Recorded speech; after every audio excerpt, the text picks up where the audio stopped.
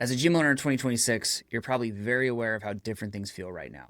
The economy has shifted, AI is everywhere, GLP-1s are changing the fitness industry, and meta ads have completely changed with this new Andromeda update. This is not the same game we were playing 5 years ago. Now in this video, I'm going to show you a clip from a call I had with a gym owner I work with just a couple days ago. And this guy went from seriously thinking about closing his doors or selling his gym to now seeing so much growth that he's talking about opening a second location. And it happened fast.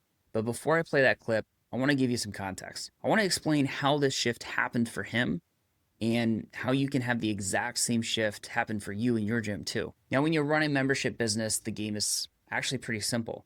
You just have to bring in more members than you lose, and you have to bring them in faster than you lose them.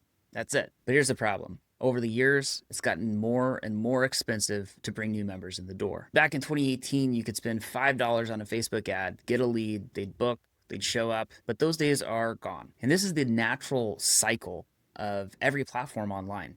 See, when a new platform launches, like Facebook and Instagram did, it starts with what's called the mass adoption phase. In the beginning, there's fewer users, fewer advertisers, and the ads are cheap. And the goal of the platform at that stage is to get as many people on the platform as possible. So ads are cheap, and since it's new, they perform pretty well. But when you fast forward to 2026, almost everyone is already on Facebook and Instagram. User growth has slowed way down, but now that there are over 5 billion users on Facebook and Instagram, that's where everyone goes to advertise. So in the last 10 years, ad revenue on Facebook and Instagram has increased by over 540%. That means more competition for the same amount of ad space. And you have to remember something really important here. Meta ads are an auction. The highest bidder gets the best placements. So let's say you have 3 competitors within a 5-mile radius of your gym. If they're spending $75 a day, but you're spending $50 a day, who do you think Meta is going to favor? Who gets better reach, better visibility, better results? Now you might be thinking, Shannon, that sounds like a losing battle. Why would I even want to play that game? But see, it's not. Because the goal isn't cheap leads. The goal is customers. And that's where a lot of gym owners right now are getting it all wrong. Instead of chasing cheaper and cheaper leads, the gyms that are winning are focused on getting cheaper customers. And here's the brain twister. To get cheaper customers, you often have to spend more on ads. Now let me explain. When you spend less than your competitors, your ads show up less, the algorithm gets less data, and your optimization on those ads slows way down. You're not only losing the auction at that point, you're also starving the algorithm. And here's where it gets worse. Most gyms are still running ads like it's 2016. They're speaking to everyone with a pulse. They're not calling out a specific type of person with a specific problem. They're not building offers that attract the right people and repel the wrong ones. So they get a bunch of random leads that don't book, don't show, and the majority will never buy. But then you have to make your money back.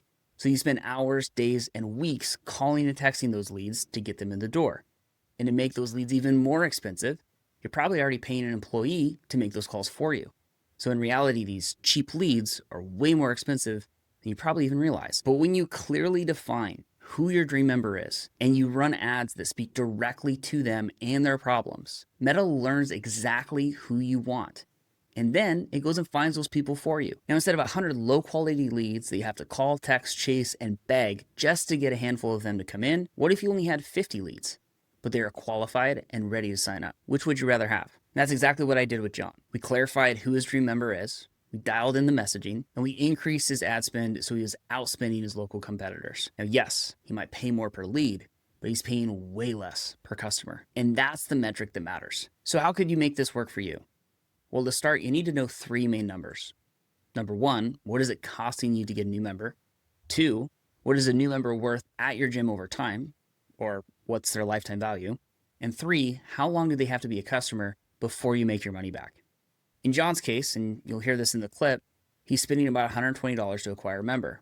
That member is worth over $1,000 to him. So he's spending $1 to make $8 to $10 back. That's the game. And yes, it might feel scary to spend more, but when you understand your numbers, when you speak to the right people, and when you stop chasing cheap leads, there's actually way more opportunity in 2026 than most gym owners realize. Shannon, you will not believe my freaking finances right now. It's crazy. So before January, I was averaging between 19,000 to 21,000. 21,000 was a good month. Next month, I'm scheduled to bring in $28,545. Let's go. Yeah. So, and that's just with the bump of 20 people. That's ridiculous. So like our goal is 180. Remember we are talking about 180, I get a paycheck. Yeah. technically I can start pulling paycheck. I mean, like I want to see this go for a few months before I start. I'm going to put that in savings. But man, if we get 180, my intake is going to be closer to 32,000. Bro, in just a matter of a few months, wait for crap. Do I sell this? Do I do with this thing? I'm like, holy crap, these numbers, I might actually get paid. Yeah. Dude, thank you. It's freaking huge. Like going from wanting to just offload this freaking weight to, oh man, this might be a thing now, you know? So That's awesome, man. yeah. So Dude, I'm so stoked for it. That's the kind of stuff I love to see. yeah, it's awesome. I'm happy. And my wife's happy too. She's like, you're not so stressed about the gym anymore. Yeah, imagine that. Seeing that extra 8,000 sitting there.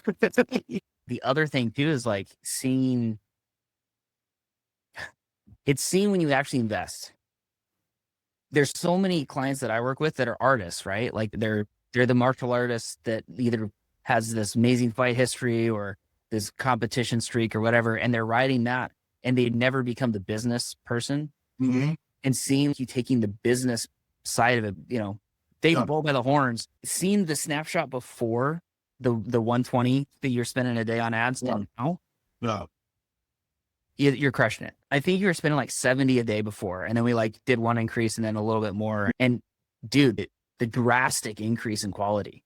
If I would have known, dude, I would have done this a year ago. Yeah.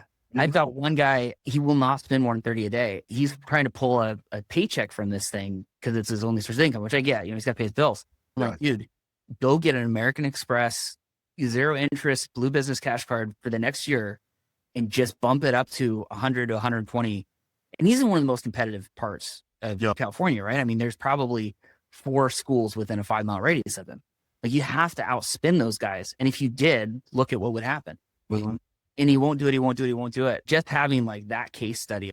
If you want, it looks like you're still recording. You can copy it and send it to him because I think we bumped $50 total a day. So I think you're right. I think we're at 170 a day. I think we bought 120, but difference in night and day. Well, these are going insane.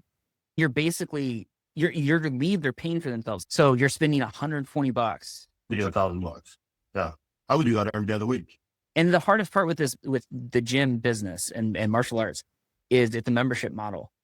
Everybody wants to cover their cost to acquire a customer like day one. It's just not realistic.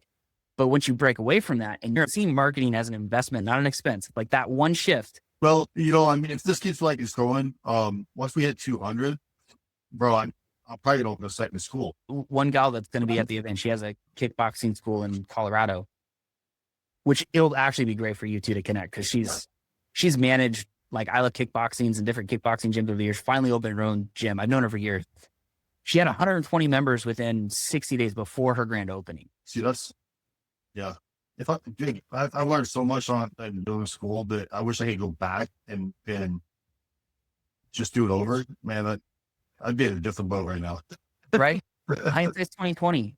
This is the crazy part. You'll never get as cheap a marketing as you do today. The cost of marketing will always increase. So it's always to your benefit to spend more now than later. It's easy for us to be like, man, back in 2018, we got $5 leads that would just walk in the door and sign up. It's like, yeah, that's gone, but it's not going to be any better in the future than it is today still. Yeah. 5 years from now, it's worse. Yeah. And now ChatGPT and a couple other AI platforms are going to be launching ads this year. Whenever a new platform launches ads, they're going to be the cheapest ads that you can get. And also they're highly incentivized for them to be very good quality. So we're opening up a new platform. Are you going to be using that? Oh yeah. We'll they haven't launched a release date yet, but as soon as they do, we'll be all over it. Check for you guys.